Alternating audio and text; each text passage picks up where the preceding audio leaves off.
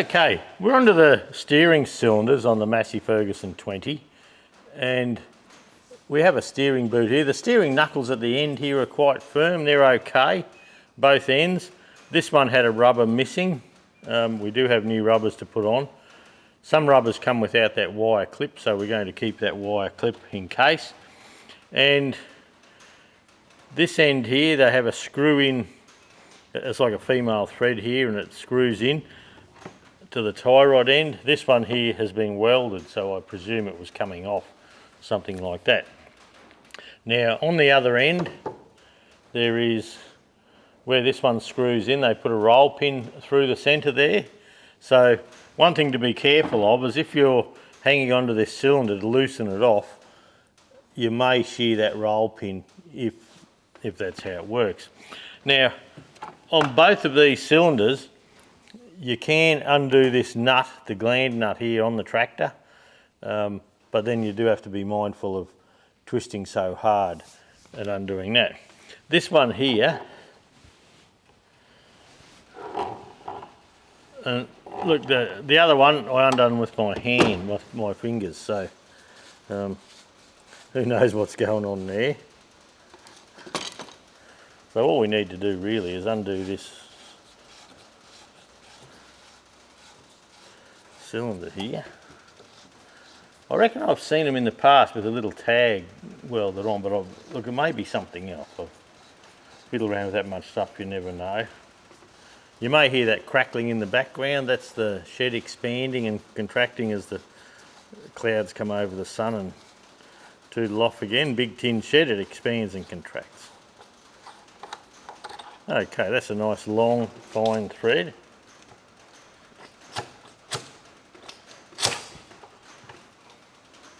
There we go. So the whole lot's coming out. Now this cylinder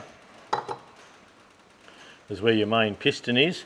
So the outer housing here isn't actually the place that the piston goes up and down in. So you may see one of these with a little dent in the side of it. It doesn't seem to worry them because you have that couple of millimetre difference there. So we'll pop that up there out of the way until we go over to the parts washer.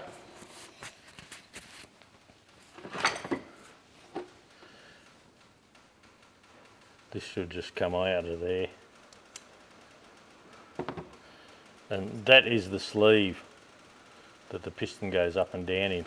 I don't think that there's a right and a wrong way for that. They look to be the same. When we wash it up there, we'll have a better look just to make sure.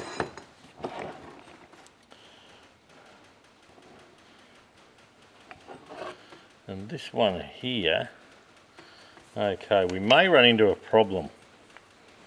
And the problem being on the one that's welded, we may not be able to undo this. And I was hoping that in through here we could actually undo that piston and do the piston rings there. But, well, not the piston rings aren't the problem. Well, no, that would still work. We have to get the tie rod end off the end here to bring this up over the end and to bring the seal kit up over the end. So on this cylinder with a welded on end, where they've tacked that on over time, I don't know why they've tacked it on, whether this end actually has a crook thread in it or what goes on. It may be worth popping in the lathe and having a look. I can buy these ends, but as you can see on this one, being a peened over end there, now see, there's nothing to put a spanner on. That's been fitted over the end here, I believe, and then peened over. bugger of an idea really when you think of it, isn't it? Okay, so what we'll try for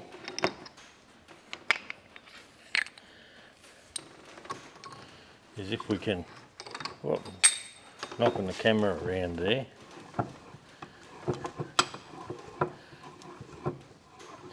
We'll see if we can actually hang on to as much of this tube as we can in the soft jaws of the vise, and see if I can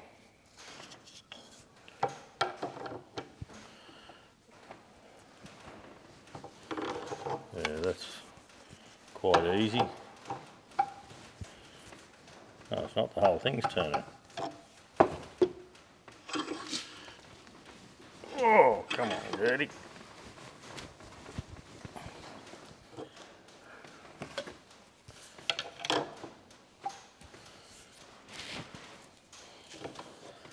Okay, we're going to have to find a spanner to go onto the flats here. It's going to have to be fairly thin, which fairly thin means fairly weak. It may be easier to hold onto the piston, so I'll see if I can pop the piston rings off.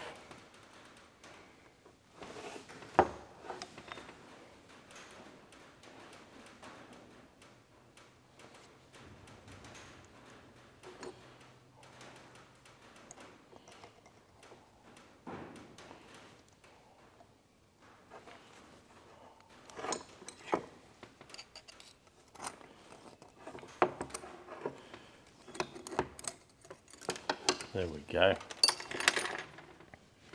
Okay, and this piston, it might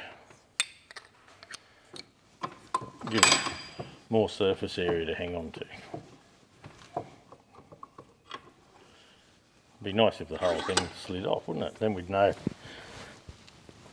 on the other one we'd have a fighting chance. Yeah, that's coming.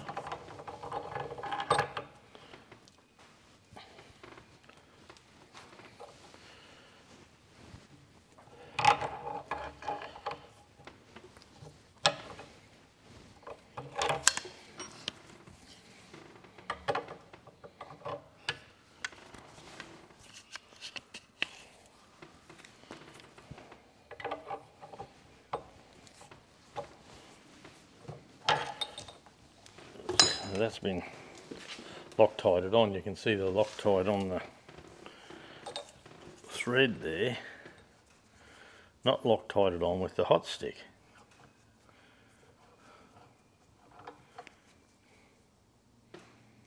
Plenty of Loctite. I think, and look, I could be wrong, but I think I've actually seen them drill through these fellas too. But look, I may not be right there.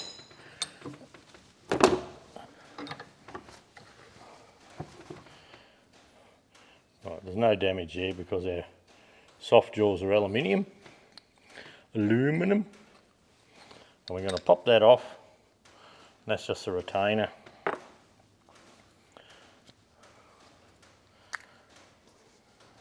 Then this here should just slide off. I think the Loctite's stopping it. Look at the seal. That, my friends, is why it was leaking.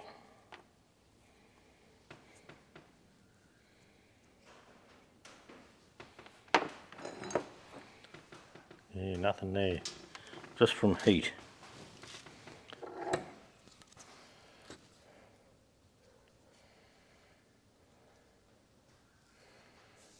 Yeah, there's no burr there or anything.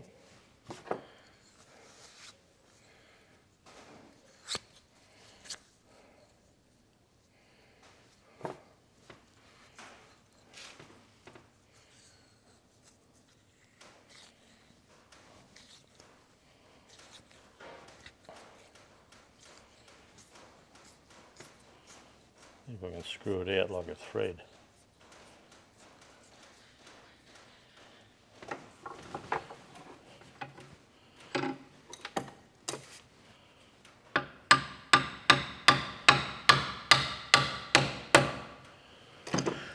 just a bit firm. Oh yeah, the big brass punch might.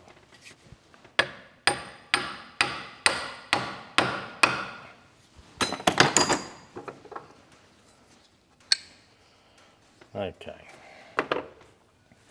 Might get a cleaner piece of rag, but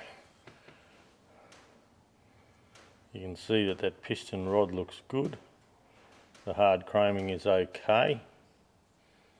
So what this tells us, on this other one, if we actually went up and put it in the lathe and hung onto here, we could actually turn the outer of the tie rod off, I think, and pop a parting blade just down in there, just to take any residual weld off to save the cylinder. You can buy new ones, like I said, but that's just, where's the fun in that?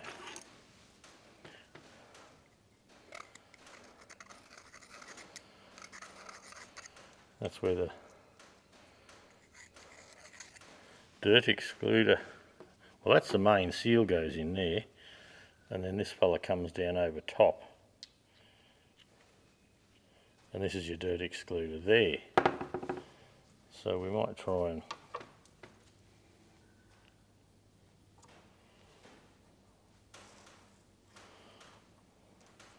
so that's the felt, and the idea of that's just to keep all the big bits of dirt out.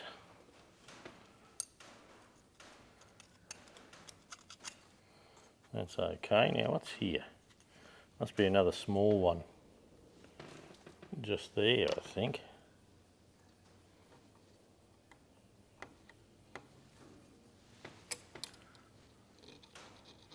No, that's just a stain. That's a stain from the seal.